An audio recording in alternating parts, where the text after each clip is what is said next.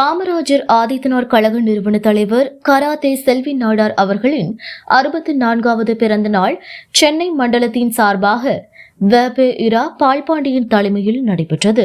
இதில் அவரது உருவப்படத்திற்கு தமிழ்நாடு நாடார் இளைஞர் முற்போக்கு இயக்க பொதுச் செயலாளர் செ. துரைமாணிக்கம், சென்னை மற்றும் சென்னை புறநகர் நாடார் பாதுகாப்பு இயக்க தலைவர் மின்னல் ஸ்டீபன், அண்ணா எம்ஜிஆர் திராவிட கழக தலைவர் முத்துராமன், ரஸ்னா ராமச்சந்திரன், ஏ. கார்த்திகேயன், கோயம்பேடு சங்க தலைவர் ஜவஹர் பாபு, ராஜு செல்வம், உவரி பாலு, செல்வராஜ் உள்ளிட்ட பலர் கலந்து கொண்டு மலர் தூவி மரியாதை செலுத்தினர். பின்னர் பொதுமக்களுக்கு இனிப்புகள் வழங்கப்பட்டது.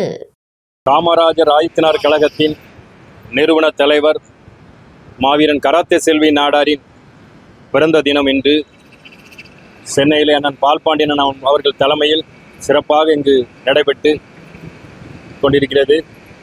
மாவீரன் கராத்தே செல்வி நாடார் அவர்கள் தென் மாவட்டத்திலே கள்ளச்சாராய கும்பல், கந்துவெட்டி கும்பல் மற்றும் பல்வேறு அரசுக்கு புறம்பான செயல்களை செயல்படக்கூடியவரெல்லாம் விரட்டி அடித்து அந்த பக்கத்தில் தென் மாவட்டத்தில் இருக்கக்கூடிய வணிக சமுதாய மக்களுக்கு எல்லாம் ஒரு பாதுகாப்பாக திகழ்ந்தவர்.